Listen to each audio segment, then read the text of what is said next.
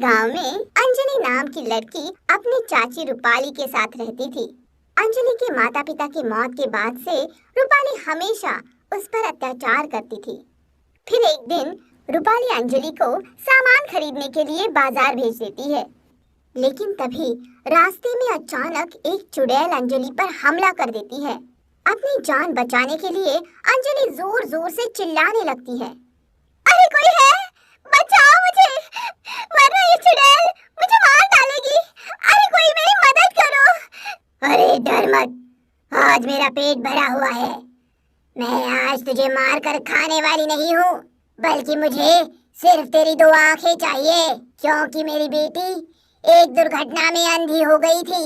इसीलिए मैं तेरी आंखें निकाल कर अपनी बेटी के चेहरे पर लगाना चाहती हूँ, ताकि वो फिर से देख सके। नहीं नहीं, दया कर कर मेरी आंखें मत निकालो, मुझे छोड़ दो। अपनी बकवास बंद कर, अब तू मुझसे नहीं बच सकती है, चल मेरे साथ। उसके बाद चुड़ैल अंजलि को अपनी गुफा में ले जाती है और उसकी दोनों आंखें निकाल कर उसे गांव में छोड़ देती है। अंधी बनने के बाद बेचारी अंजलि रोते हुए अपने घर चली जाती है। हे भगवान, अचानक तेरा ये हाल कैसे हो गया? चाची, चाची रास्ते में एक चुड़ैल मिली थी। उस बेरहम चुड़ैल ने मेरी दोनों आंखें निकाल ली।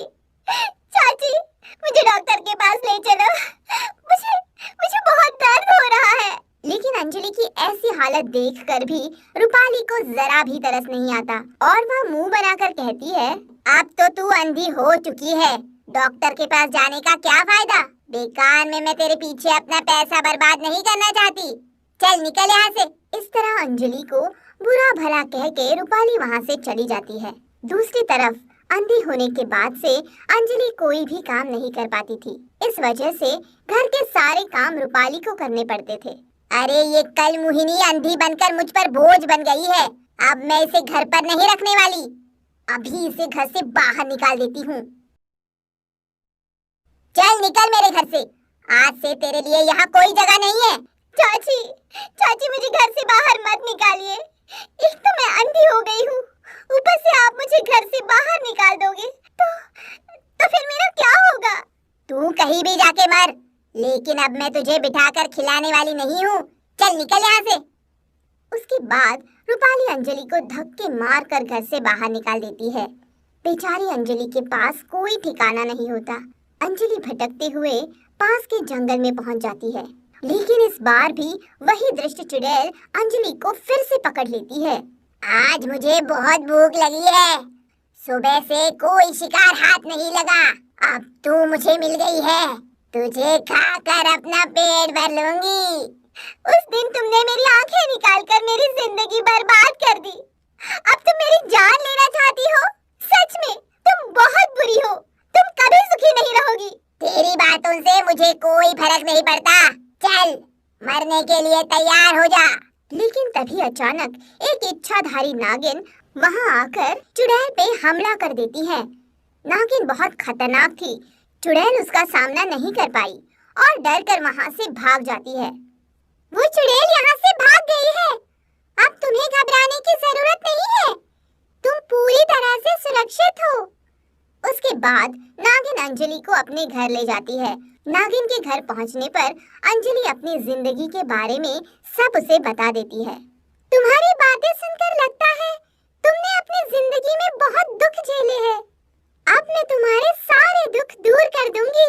उसके बाद नागिन अपने घर के पीछे वाले हिस्से में पहुंच जाती है। वहाँ एक बहुत बड़ा सुनहरा पेड़ लगा था, जिस पर बहुत सारी सुंदर सुंदर लिपस्टिक झूल रही थी। नागिन एक लिपस्टिक तोड़कर अंजलि के होठों पर लगा देती है। उस लिपस्टिक के जादू से अंजलि की आंखें पूरी तरह से ठीक हो जाती है। अरे वाह, मेरी आंखों की रोशनी लौट आई। मुझ पे ये एहसान करने के लिए आपका बहुत बहुत शुक्रिया नागिन आंटी। इस जादुई लिपस्टिक को तुम अपने पास रखो, जब भी तुम इसे अपने होठों पर लगाओगी तुम्हारे मुंह से बहुत सारी सुंदर लिपस्टिक बाहर निकलेगी, उन्हें बेचकर तुम अपना गुजारा कर सकती हो। ये सुनकर अंजलि बहुत खुश हो जाती है। उसके बाद नागिन का शुक्रिया अदा कर वो अपने घर लौट आती है और अपनी चाची को सारी बातें बताती है। चाची, मैं रोज लिपस्टिक बेचकर बहुत सारे पैसे कमा सकती हूँ। मैं आधे पैसे आपको दिया करूँगी, लेकिन दया करके आप मुझे घर से बाहर मत निकालना। अरे तूने मुझे बेवकूफ समझा है क्या? मुझे आधे नहीं पूरे पैसे चाहिए। ला, इस लिपस्टिक का इस्तेमाल मैं करूंगी। फिर अंजलि से लिपस्टिक छीनकर रूपाली अपने होठों पर लगा लेती है, लेकिन तभी रूपाली खून की उल्टियां करते हुए जमीन पर गिर जाती है और थोड़ी ही देर में तड़पते हुए अपने प्राण छोड़ देती है। इस तरह रूपाली को अपने किए की सजा मिल जाती है। दूसरी तरफ रूपाली के मरने के बाद अंजलि की जिंदगी के सारे दुख दूर हो जाते हैं। इसी तरह अंजलि की जिंदगी में सब कुछ ठीक हो जाता है और वो हंसी खुशी अपनी जिंदगी जीने लगती है।